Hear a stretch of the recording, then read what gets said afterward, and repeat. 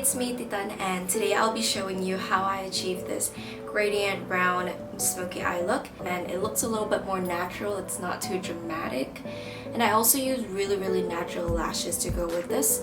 You almost can't even tell that I'm wearing false lashes, and I really like that natural. I really like that natural look, you know. And I also paired it with a mauve brown shade. I just like this entire brown neutral look.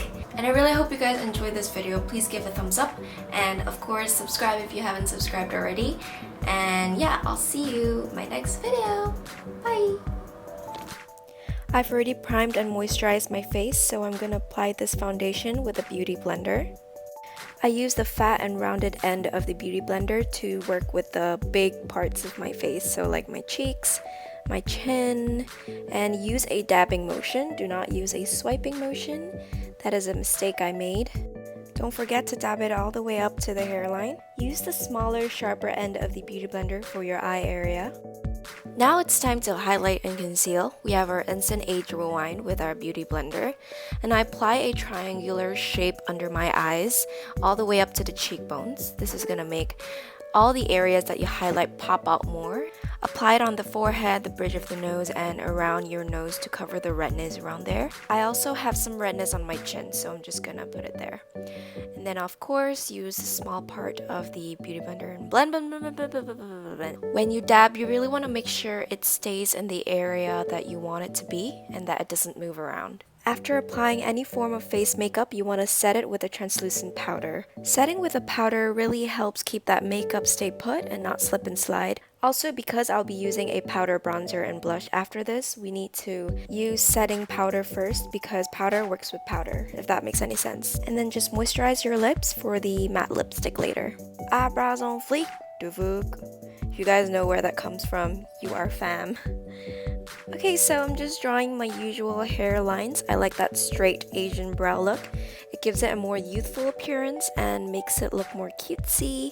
Use the powder end of the eyebrow product and fill in any sparse areas. Next, you want to evenly distribute an eyeshadow primer all over your lid and wherever else we're going to apply, which in this case is the inner corners and also the lower lash line. Ugh, I'll never get over how beautiful the Naked Smoky palette looks. We're gonna go in with a transition shade using Combust from the palette and put this on top of your crease. This is gonna be the color that blends smoothly into your skin tone.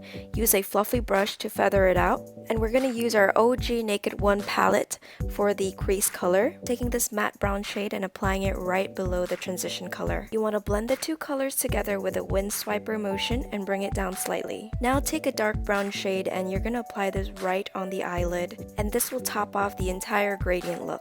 So first you dab the color on and then you blend it out until you achieve that gradient that you like.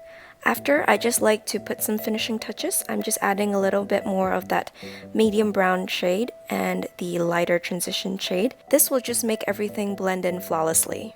Apply the dark brown shade on the lower lash line, stopping in the middle of the eye. Next, take this pearlescent pink shade from the Naked One palette and apply it to the brow bone. I use a white shimmery eyeliner to brighten up the inner corners and the lower lash line. Stop at the middle part of the eye. Finish off the look with a cat eyeliner. I draw the wing shape first and then fill it in. And then of course bring it in all the way to the inner corners. I'm going to use a brown pencil liner to further darken the lower lash line.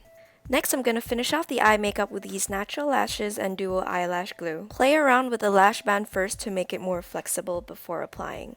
Once it's on, you want to push it up so it doesn't droop downwards. Now we're gonna contour our face with this bronzer. Sweep the bronzer on the jawline to make it look more angular and also to hide that double chin.